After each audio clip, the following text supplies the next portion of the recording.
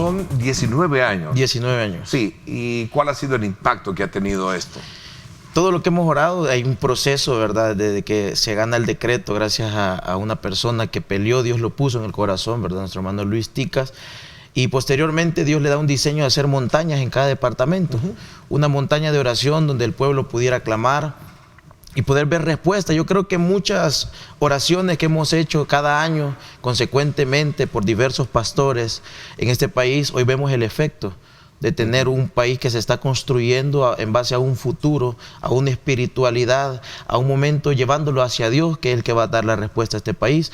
Han habido cambios progresivos que van de aumento en aumento cada día y hemos estado viendo la mano de Dios en el Día Nacional de Oración, ¿verdad? Para el día miércoles 23 de noviembre es el día, ¿no? El día. ¿Hay actividades? Hay actividades en diferentes plazas. Y a esto quería llegar. ¿Hay alguna reflexión en particular o énfasis en particular a la cual se le debe dar a esta conmemoración? Sí, claro. Primeramente, que el pueblo, volver el corazón del pueblo hacia Dios, ¿verdad? Que volvamos a hacer el ejercicio de la oración, que el pueblo vuelva a tomarse de la mano del Señor, que pongamos a Dios como primer lugar en este país para que Dios pueda bendecir esta nación, ¿verdad? O sea, cuando nosotros hacemos el trabajo pastoral, ¿verdad? La moralidad, los valores se están perdiendo. Entonces no es culpa de un programa de gobierno. No es culpa de que hayan métodos de cambio de un gobierno si la moralidad del pueblo no cambia. Entonces tiene que ver primeramente que nosotros trabajemos en la moralidad del pueblo para poder ver los efectos del trabajo continuo que se está haciendo por la nación. Nosotros lo que necesitamos ahora como iglesia es hacer un llamado a la población salvadoreña, una vez más, a que volvamos a Dios. Que no en los métodos humanos nos van a llevar un poco corto. En cambio, cuando nosotros pongamos a Dios, la moralidad de este pueblo cambie, entonces nosotros vamos a continuar dándole dirección y rumbo a este país. El diseño de la familia se ha perdido en este país. La mayoría de padres están abandonando a sus hijos, ¿verdad? Entonces no hay un diseño de familia, y cuando las personas se crían dentro de un hogar sin el modelo de una familia, que el hombre es la imagen de Dios en la tierra y que el hombre es el que da identidad, el hombre es el que forma el carácter, forja el carácter de los hijos, vemos que tenemos una irresponsabilidad más adelante cuando toman decisiones de poder tener hijos. No tenemos un plan educativo, no tenemos planes que puedan desarrollar el concepto familiar, la responsabilidad de tomar una decisión como para ser padre de familia. Hoy vemos que jovencitas menores no respetan. Bueno, yo estoy predicando en los penales y en los penales nacen los bebés. ¿Se imagina, Ernesto, ver los bebés? Nosotros les llevamos parte de la iglesia, les llevamos ayuda, les llevamos pañales y ahí, su casa es el penal.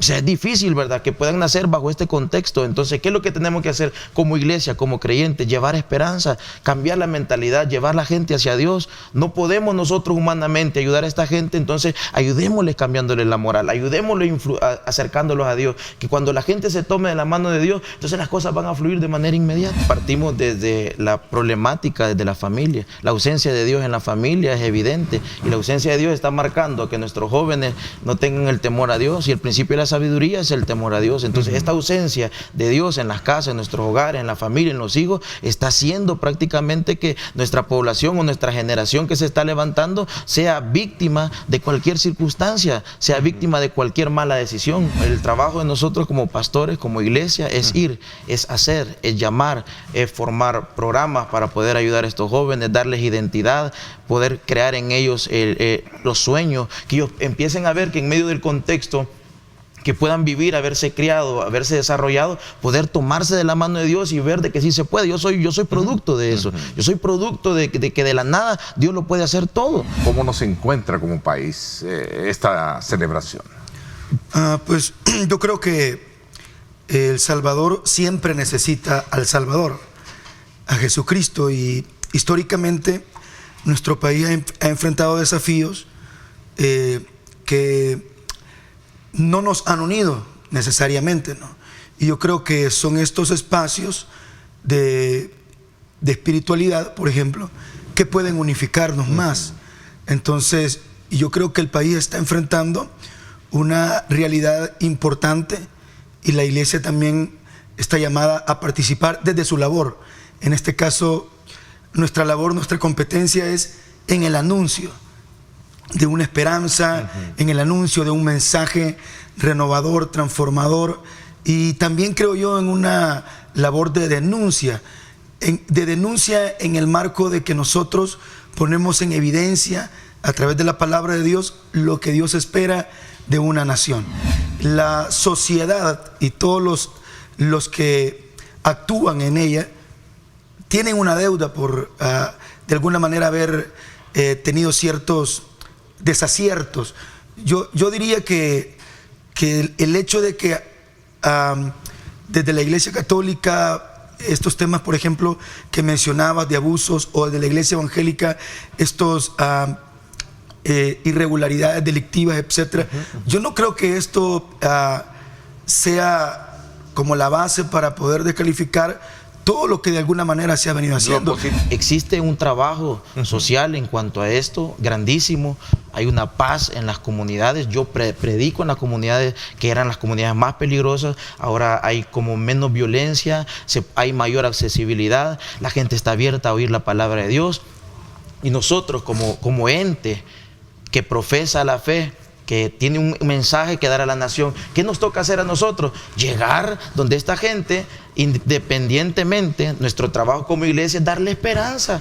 Para mí, como predicador, que ando en todos los lugares predicando, para mí ha sido una bendición. Nosotros como iglesia no podemos cerrarle las puertas a ninguna persona, no importa su condición. Si una persona se acerca a una iglesia y tiene el deseo de poder buscar la restauración, yo digo de que para eso estamos nosotros. Somos también un ente de restauración. Ahora, yo creo que en medio de todo esto, que es bien complejo analizarlo, el tema del régimen de excepción, yo creo que la iglesia debe de jugar un papel importante. Es muy complejo determinar si es posible, humanamente hablando, que cambie la persona o no. Nosotros desde nuestra concepción de fe creemos que Dios puede transformar a una persona independientemente del estado en el que ésta esté. Creemos que Dios puede hacer una transformación. Ahora, que es complejo, sí, porque es una persona que juega un rol social, etcétera, con un comportamiento emocional, es el resultado de todo lo que ha vivido. Pero sí podemos jugar una labor, diría yo, muy importante ahora, porque podemos enfocarnos en la generación que viene. El escenario está listo. ¿En qué sentido? Ahora, ¿qué estamos haciendo con la mamá y con el hijo del capturado? Ese es el problema. Ahora, que para cambiar una nación, para cambiar una civilización, se debe empezar por los niños. Se debe empezar desde los pequeños, porque les cambiamos la filosofía, se le da una moralidad. Entonces, ahora nuestro trabajo es ir. Si mientras las personas estas están capturadas, nosotros vamos a predicarle a esas esposas, a esos hijos, a darle esperanza. Por ejemplo, hay personas que están delinquiendo, pero no quieren que su hijo tenga el mismo futuro de ellos. Entonces, ¿qué hacen? Llévenselo para la iglesia, escuela bíblica. El problema es que nunca se menciona la obra social que hace la iglesia. La gente desconoce, a través de estos medios nunca se da a conocer el trabajo arduo que hace la iglesia para poder llevar niños y poder instruir niños basado en la palabra, instruir al niño en su camino, porque aun cuando fuere viejo, esto no se apartará de él. Entonces es nuestro trabajo, es nuestra labor, y el escenario está preparado para trabajarlo. Nosotros como iglesia igual no dependemos de un gobierno de turno o de las políticas que se estén dando. Nuestra labor siempre va a ser hablar lo que la palabra de Dios enseña. Nuestra competencia está muy clara. La iglesia tiene que anunciar la verdad del evangelio, la esperanza, el poder transformador de Dios, y por eso creo yo que independientemente el gobierno de turno, si hay un escenario en el que la iglesia pudiera participar y sumar a su rol de educación, yo creo que la iglesia debe de hacerlo. La competencia de nosotros los ministros, que al final representamos iglesia, nuestra competencia es espiritual. No valida la conducta común de las personas fuera de estas instituciones. Esto es como la iglesia católica. ¿Cuántas personas han ido a misa o van o se han hecho la primera comunión y quizás ahora están también dentro de una prisión? Es decir, eso no significa que la iglesia no haya cumplido su labor. Entonces, creo que nuestra labor debe de ser siempre de restauración, de fortalecimiento. Entonces, volvemos al tema de, entonces, si se han violentado o no derechos humanos, ¿cuál debería de ser nuestra labor en este contexto? Yo creería que la iglesia tendría que tener un acercamiento a, por ejemplo, los padres, los hijos, y por ejemplo jugar esa labor, me explico, de restauración. No es nuestra labor, al menos así lo concibo yo, no es mi labor, por ejemplo, pararme frente a la Asamblea Legislativa e ir a decir que esto estuvo bien o estuvo mal. ¿Me explico? Mi labor es de restaurar, de formar desde la palestra que Dios me permite a mí, por ejemplo, como pastor, cada miércoles, cada viernes, cada domingo, predico la palabra de Dios y estoy hablando del valor humano que Dios promueve. Si alguien pregunta, ¿y quiénes son ellos? ¿A quiénes representan? ¿Son ellos los que representan a toda la Iglesia Evangélica de El Salvador? No, pero sí representamos al menos la oportunidad de unificar a un sector de la Iglesia Evangélica de El Salvador, porque podemos unirnos y desde este pequeño espacio podemos realmente, creo yo, unirnos, hacer a un lado lo que nos divide y clamar por El Salvador. ¿Por qué vamos a clamar? Por paz, por seguridad, por empleo, por economía. Entiendo que han habido ciertas modificaciones en toda la estructura de cómo estaba el viceministerio de Transporte. Pues la estructura como tal todavía es la misma. El viceministerio es parte del Ministerio de Obras Públicas y de Transporte. Seguimos trabajando de la mano, obviamente, con el ministro Romeo. Ha habido recientemente un cambio de viceministro. El viceministro Castelar, ex viceministro Castelar, continúa en el viceministerio haciendo aportes en varios temas estratégicos, ¿verdad? Por otro lado, el nuevo viceministro ya está en funciones y en efecto lo que nos sigue insistiendo, el mensaje, la instrucción que nos reitera proveniente del presidente Bukele es proteger a la población salvadoreña. Eso está al centro de todo nuestro quehacer, ¿verdad? Tanto en la perspectiva de transporte como en la perspectiva de tránsito y seguridad vial. Sí, hay mucho accidente de tránsito, ¿no? Sí, correcto. Veámoslo en perspectiva general primero, ¿verdad? En lo que va del año, en realidad, en términos comparativos con el año pasado, con el 2021, de hecho estamos todavía un poco mejor. La diferencia porcentual, de hecho, es casi del 7% de reducción este año. Ahorita llevamos, de hecho, 15.309 accidentes versus 16.448 que llevábamos el año pasado a esta fecha. Entonces, en ese sentido, puede notarse la labor intensa que se ha venido haciendo, ¿verdad? Cumpliendo con esas instrucciones que nos han girado, seguimos haciendo esa labor en coordinación con la Policía Nacional Civil. Este gobierno se caracteriza por esa coordinación interinstitucional 24/7, la articulación entre diferentes instituciones, y eso, como pueden ver, coadyuva a este indicador favorable. Las causas, Ernesto, siguen siendo las mismas, de hecho, ¿verdad? La distracción del conductor sigue siendo la primera, como tú bien decías. ¿Sí?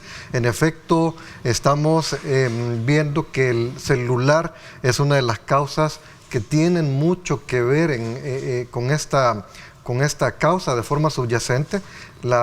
Un par de segundos, un par de milisegundos de distracción en el celular, contestar el teléfono, contestar un mensaje, hacer uso de las redes sociales, Ernesto, ¿sí? Puede ser realmente la causa de un accidente muy fuerte, ¿verdad? La invasión al carril también, sin duda alguna, tiene que ver mucho con este factor, ¿verdad? Y no respetar las señales de tránsito, sin duda también hay algún nivel de involucramiento ahí. Un accidente es menos letal. Tal y como se llama accidente, no hablo de una provocación, sino que un accidente puede ser menos letal para la persona, así es, para el peatón. Pero si tú puedes ver por las causas, todas son evitables. Entonces ya ni siquiera podemos hablar de accidentes, porque realmente estos incidentes, estos siniestros realmente pueden ser evitables si tomamos las medidas adecuadas de prevención, ¿verdad? En estas reformas que están impulsando la ley en coordinación con la Asamblea Legislativa, estamos tratando de hecho de que este marco legal se robustezca, entre otras cosas, para que este sector, para que esta porción de conductores también vean un poco más o cumplan mejor con las leyes, ¿verdad? Okay. Y se minimice ese tipo de accidentes. Veamos. El incremento en el parque de motos se ha debido a que lastimosamente en antaño el sistema de transporte colectivo como tal fue dejando de ser opción para buena parte de la población.